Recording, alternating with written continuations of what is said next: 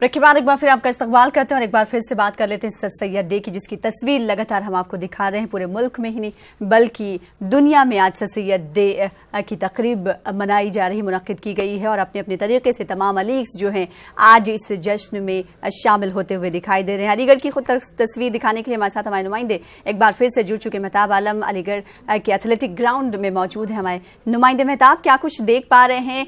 कुछ देर कबल हम देख रहे थे कि वाइस चांसलर तारिक मंसूर साहब जो खिताब कर रहे थे, उन्होंने सर सैयद अहमद खान की शख्सियत पर रोशनी डाली और साथ ही साथ यूनिवर्सिटी आज के दौर में, मौजूदा दौर में क्या कुछ तरक्की कर रहा है, इस पर भी रोशनी डाली।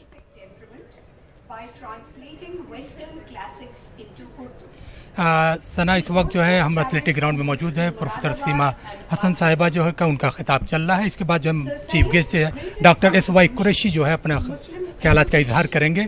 जिस तरह से वाइस चांसलर साहब को जब भी हमने लाइव देखा है, उन्होंने यूनिवर्सिटी की जो तालीमी जो तहरीक है उस पर और फिर जो करिकुलम जारी है उस पर बहुत ही तफसील से अपनी रोशनी डाली। इस वक्त हमारे साथ कुछ प्रोफेसर मौजूद, आइए उनसे जानते हैं प्रोफेसर फरतुल्लाह साहब से, जो एक लंबे अरसे से जो है यूनिवर्सिटी की तालीमी सरगर्मियों पर गहरी नजर के, जो हम सर सैयद को याद कर रहे हैं, आज के दिन में हमें उसका रिलेवेंस क्या नजर आता है? देखिए, सर सैयद का जो कारनामे हैं उसकी इतनी बड़ी तवील फहरिस्त है कि उसकी रोशनी में अगर हम काम करते हैं तो अमली तौर पर कामयाबी हासिल होती है। मगर एक दिक्कत सामने ये आती है कि चीज़ों को एब्स्ट्रैक्ट करके फ़लसफ़ा बना के पेश किया जाता है, अमली पहलू ज़रा कम होता है। पिछले दिनों प्रोफेसर हांगलू जो इलाहाबाद यूनिवर्सिटी के वाइस चांसलर हैं वो आए हुए थे और इसी बाइसेंटेनरी सेलिब्रेशंस का पार्ट थे।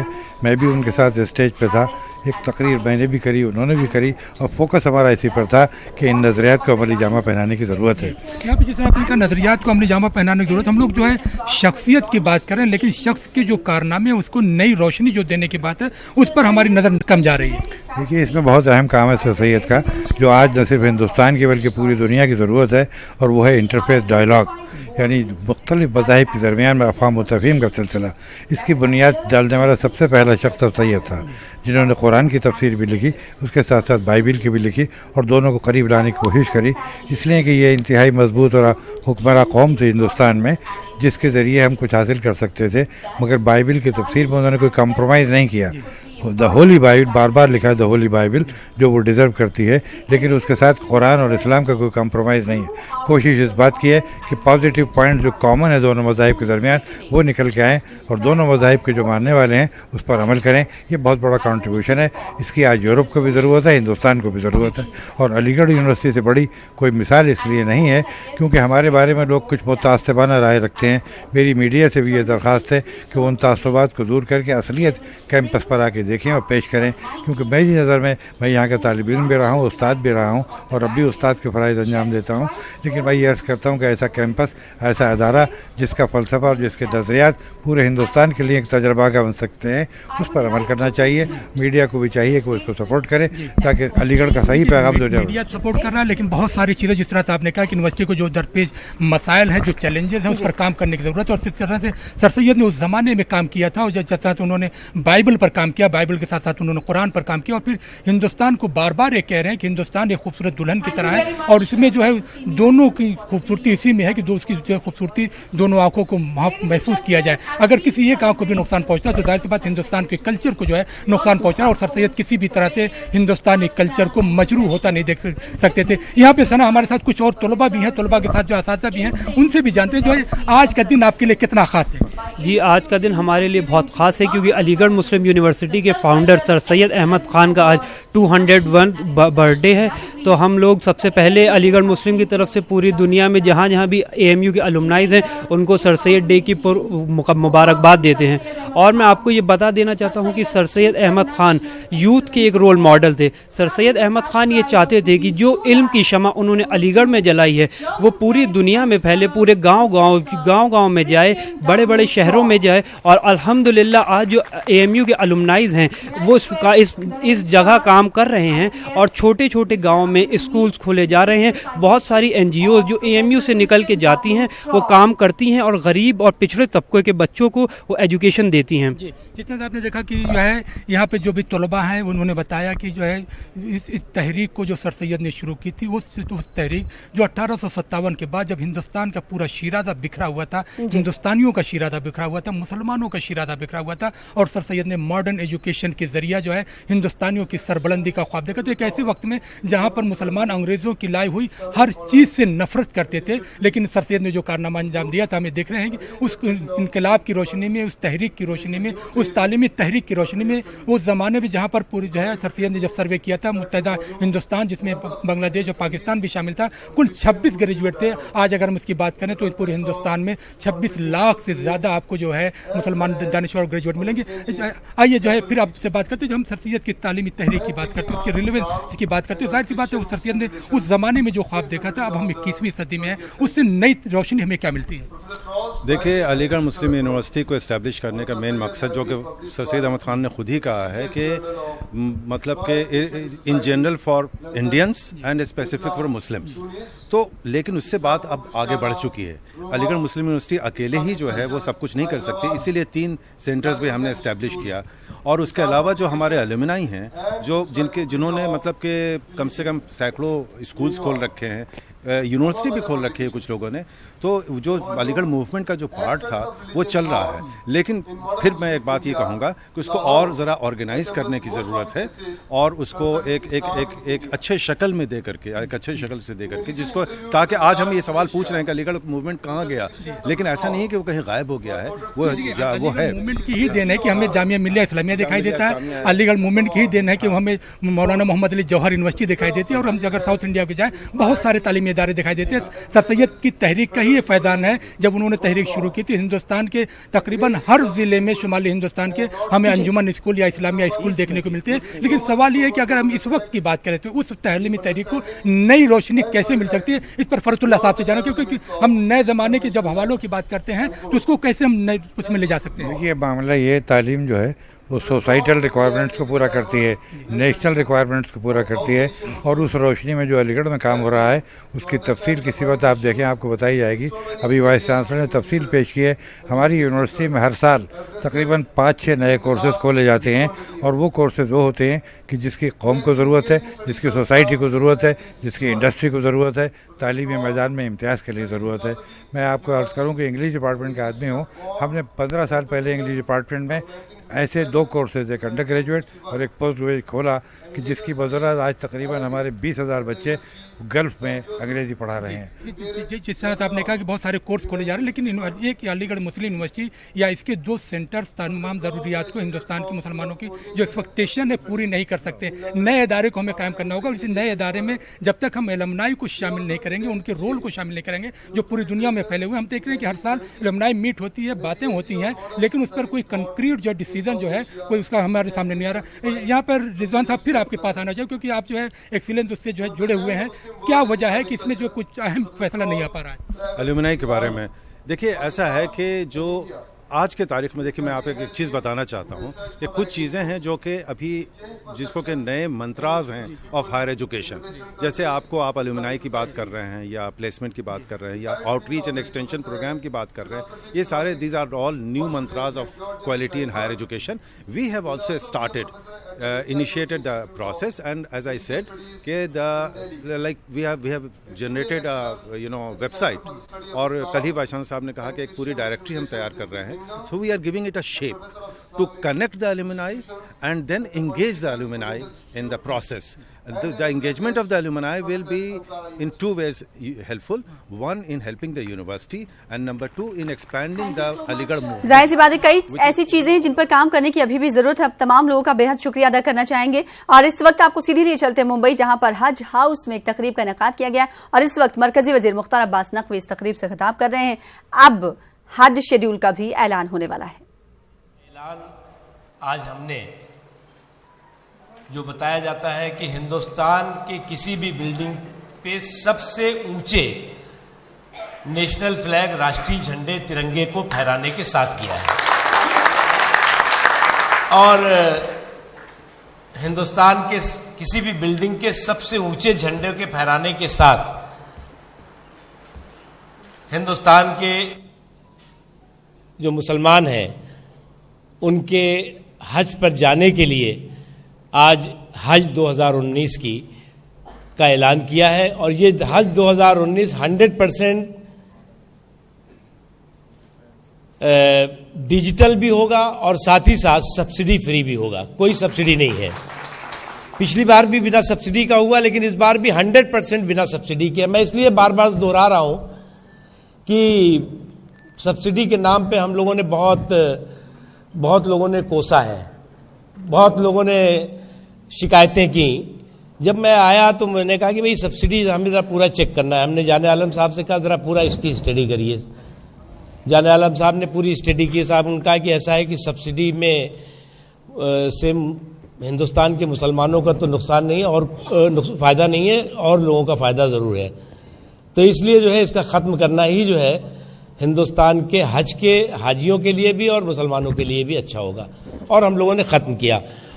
ख़त्म होने के बाद जब हम लोगों ने देखा तो कई जगहों पर तो जो सब्सिडी के साथ जो किराया था उससे भी कम हो गया, कई जगहों पे उसके बराबर रहा, और कहीं बढ़ा भी तो कहीं 400, 500, 1000।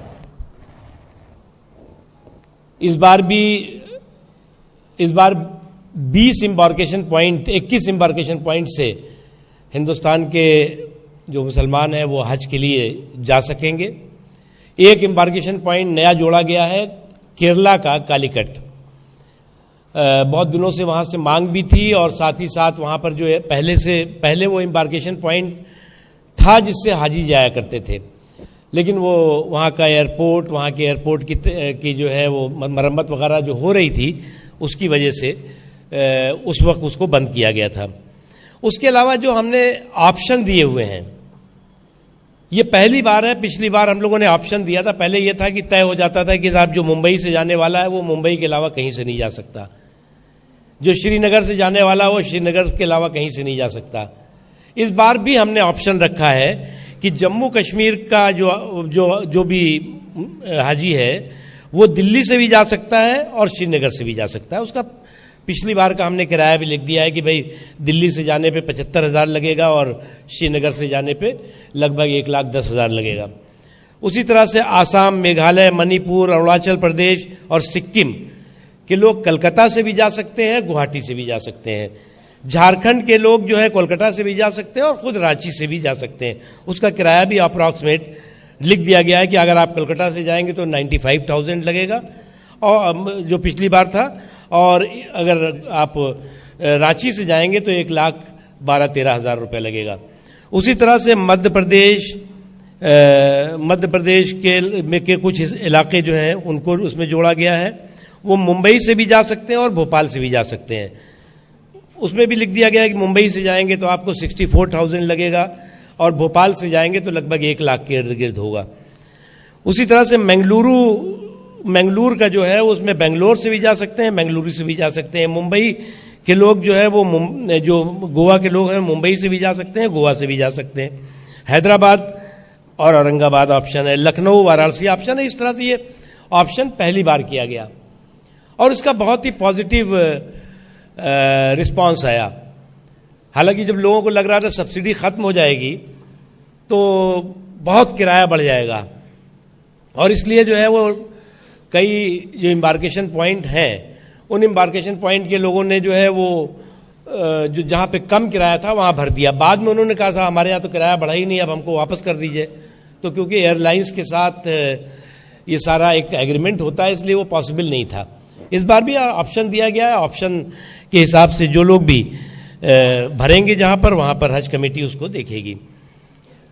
पीटीओ के बारे में अभी जाने आलम साहब ने कहा, पीटीओ के लिए भी हम लोगों ने बहुत ट्रांसपेरेंट सिस्टम शुरू किया है। पहली बार है कि पीटीओ का पोर्टल लॉन्च किया गया और उस पोर्टल के जरिए पीटीओ जो भी पीटीओ हैं प्राइवेट टूर ऑपरेटर्स, उनको अपने प्राइवेट टूर ऑपरेटर को अपने हज का पैकेज जो है उसमें पोर्टल में डालना पड़ेगा। मान लीजिए कि कोई एक प्राइवेट टूर ऑपरेटर बम्बई का है, एक कोई प्राइवेट टूर ऑपरेटर जो है वो दिल्ली के हैं या और तमाम जगहों के हैं, तो उनको लिखना पड़ेगा कि अगर वो हज पर ले जाएंगे तो वो 1,00,000 रुपया लेंगे, 20,000 रुपया लेंगे, 40,000 रुपया लेंगे, 2,00,000 रुपया लेंगे, और लेंगे तो वो क्या क्या देंगे। पहले ये पता नहीं रहता था और इसका नतीजा हुआ कि पिछली बार प्राइवेट टूर ऑपरेटर्स की इतनी शिकायतें आती थी मैं तो जहां जाता था हज कमेटी वाले भी, ये भी वो भी, सब कहते थे साहब प्राइवेट टूर ऑपरेटर लूट रहे हैं। पिछली बार क्यों कोई आई शिकायत ज्यादा? 1-2 शिकायत, और एक जो शिकायत आई वो प्राइवेट टूर ऑपरेटर रजिस्टर्ड भी नहीं है, लेकिन उस पर भी कार्रवाई हुई। उसी तरह से और भी तमाम तरह की चीजें हैं जिसको कि अभी ये जीएसटी की बात की गई। एक जीएसटी काउंसिल है, जीएसटी काउंसिल में हर स्टेट के लोग रिप्रेजेंटेटिव होते हैं, गवर्नमेंट से कोई लेना देना नहीं होता, वो जीएसटी काउंसिल तय करती है। उसको हमने लिख के भी दिया है कि जो 3% जीएसटी बढ़ाई गई है, अब 3% मैं कहूंगा तो आप लोग चौंक रहे होंगे। 15% टैक्स तो आपको देना ही देना है, जो हज है, उससे पहले भी 15% देते थे। 3% और बढ़ा है, जो 18% लोग कहते हैं, यानी 15% जो है वो तो कुछ और टैक्स है, क्या क्या है पता नहीं, जितने भी टैक्सेस हैं वो हैं, सर्विस ये वो सब होते हैं।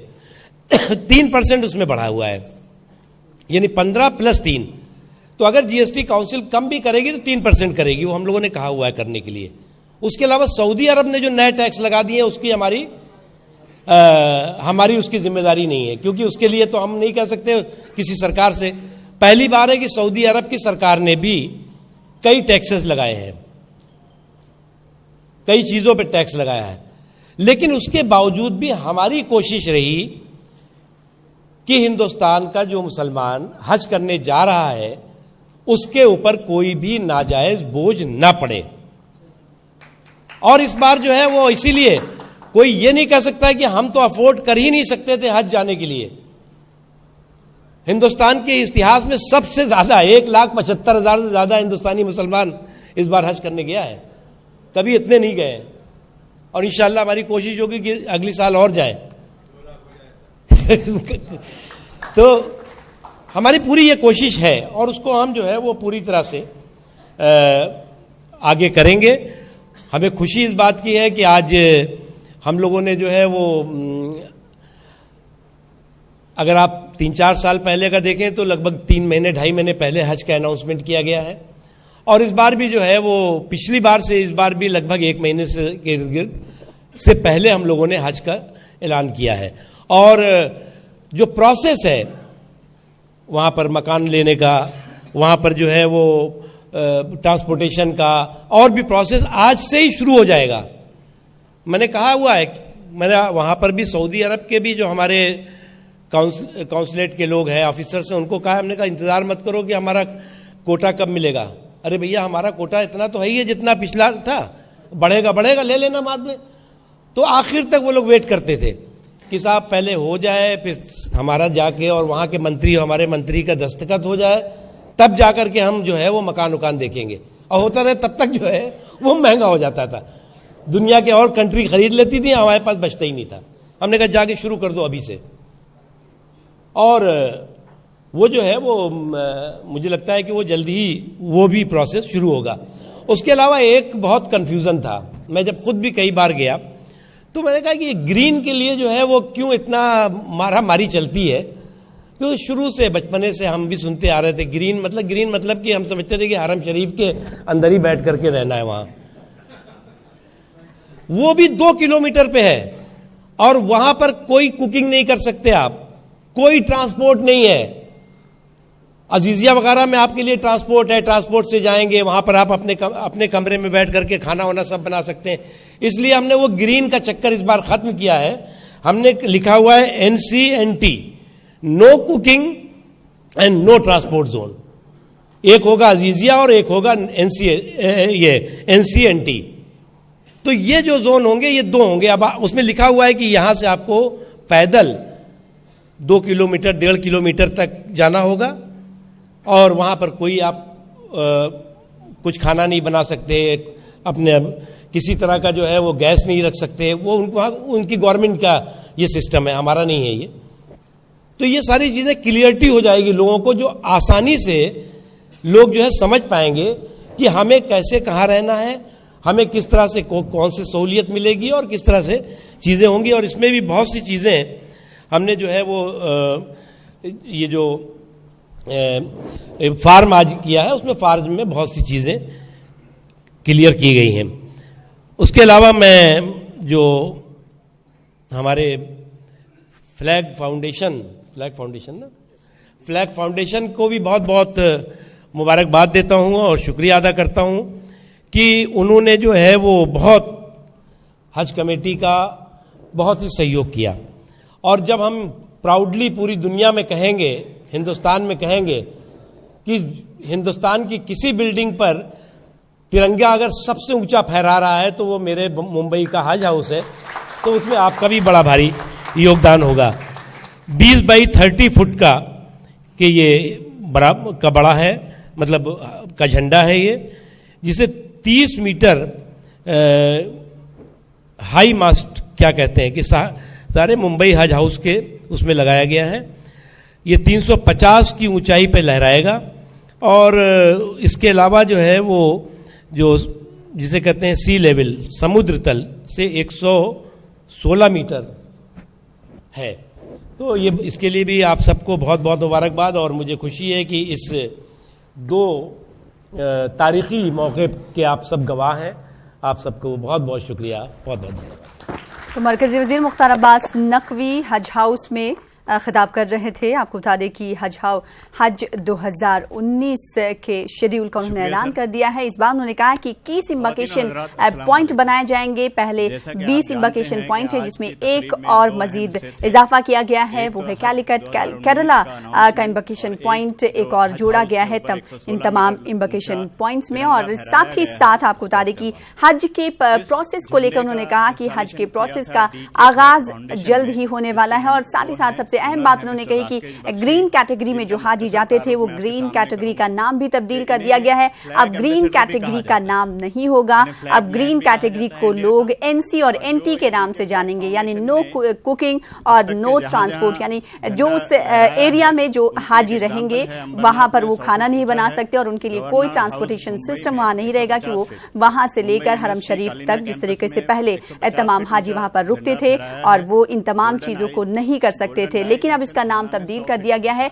2 किलोमीटर की दूरी पर ग्रीन कैटेगरी के हाजी रहते थे, ऐसे ही 2 किलोमीटर की दूरी पर ही सेम एनसी और एनटी कैटेगरी के हाजी क़याम पजीर होंगे और फिर वो वहां से हरम शरीफ की तरफ कूच कर सकते हैं। और अजीजिया के ताल्लुक से भी उन्होंने कई मुफीद जानकारियां दी। आपको बता दें कि इस पर सुबह से ही हमारी नजर टिकी हुई थी कि क्या कुछ आज शेड्यूल के ताल्लुक से मरकजी वजीर मुख्तार अब्बास नकवी ऐलान करने वाले हैं। तो उन्होंने ऐलान कर दिया। उन्होंने कहा कि इस बार 21 इम्बाकेशन पॉइंट बनाए जाएंगे और एक कैलिकट जो केरला का एक इम्बाकेशन पॉइंट है वो तमाम इम्बाकेशन पॉइंट्स में जोड़ा गया है, यानी अब 21 इम्बाकेशन पॉइंट्स हो गए हैं। और फॉर्म का भी इजरा कुछ देर कबल मरकजी वजीर मुख्तार अब्बास नकवी ने किया। और साथ ही साथ सबसे बुलंद आज तिरंगे का को भी फहराया गया मुंबई के हज हाउस से। और बराह रास्त तस्वीरें भी इस वक्त टीवी स्क्रीन पर देख पा रहे हैं। मरकजी वजीर मुख्तार अब्बास नकवी इस तकरीब में मौजूद हैं। हेलो,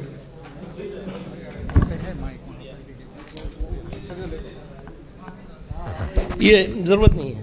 तो हज गाइडलाइंस का इजरा कर दिया गया है। महात्मा गांधी की 150वीं जो जयंती है उसका हिंदुस्तान में एक अलग अलग प्रोग्राम हो रहे हैं। तो हमारी मिनिस्ट्री ने मुशायरे के जरिए कौमी यकजहती, एकता, भाईचारा, नेशनल जो वैल्यूज़ हैं, डेमोक्रेटिक वैल्यूज़, उन तमाम को पर बेस करके और मुशायरे का अलग अलग जगहों पे प्रोग्राम रखा है। 26 अक्टूबर को रंग शारदा बांद्रा में मुशायरे का 4 बजे शाम से, मुशायरे वैसे रात में होते हैं लेकिन हम दिन में कर रहे हैं, तो 4 बजे शाम से जो है वो मुशायरा होगा। उसमें बहुत जाने माने मुल्क के तमाम मशहूर व मारूफ शुरा इकराम होंगे, वसीम बरेलवी साहब होंगे, हफीज़ सोब साहब होंगे, तमाम बहुत लंबी लिस्ट है। और आप सभी लोग उसमें आपको हम इनवाइट करते हैं। हज हाउस से ही आपको मुशायरे के लिए इनविटेशन मिल जाएगा और आप लोग हज हाउस से ले सकते हैं। और आप लोग 26 अक्टूबर को शाम को 4 बजे मुशायरे में शामिल हों और जो हमारे पूरी हिंदुस्तान से जाने माने शुरा इकराम आ रहे हैं, उनके कलाम भी सुने और उनकी हौसला अफजाई भी करें। बहुत बहुत शुक्रिया। तो 26 अक्टूबर को शाम 4 बजे मुशारे का इनेकाद मुंबई के बांद्रा में अमल में लाया जाएगा। इस मौके पर मरकजी वजीर मुख्तार अब्बास नकवी के जरिए तमाम खुद्दामुल हज्जाज को मदऊ करने की भी कोशिश की गई। नहीं, 18 अक्टूबर से फार्म शुरू हो जाएगा भरना और 17 नवंबर तक लास्ट डेट है इंशाअल्लाह। तो सीधी तस्वीरें आप देख रहे हैं मुंबई के हज हाउस से, जहां पर मरकजी वजीर ने हज हाउस के शेड्यूल का आगाज ऐलान कर दिया है। 18 अक्टूबर से 17 नवंबर तक हज शेड्यूल का ऐलान हुआ है। यानी इस दरमियान तमाम हाजी जो हज पर जाना चाहते हैं वो फॉर्म अप्लाई कर सकते हैं।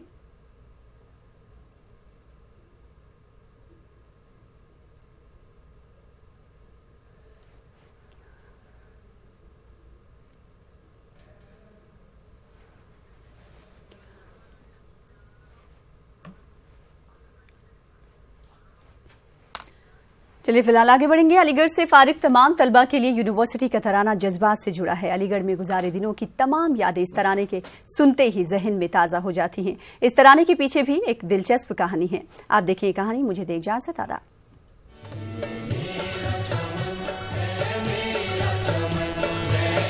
दुनिया भर में अलीगढ़ मुस्लिम यूनिवर्सिटी के तालिब इल्म हर साल सर सैयद डे के मौके पर यूनिवर्सिटी का तराना गाते और सुनते हैं।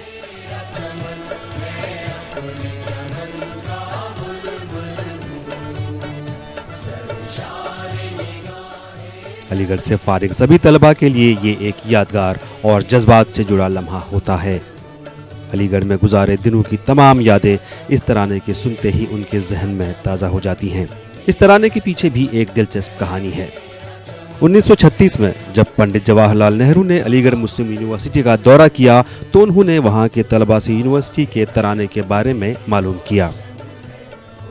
कोई माकूल जवाब न मिलने पर जवाहरलाल नेहरू ने ताज्जुब का इजहार करते हुए कहा कि ये बहुत अजीब है कि एक मारूफ यूनिवर्सिटी का अपना तराना नहीं है।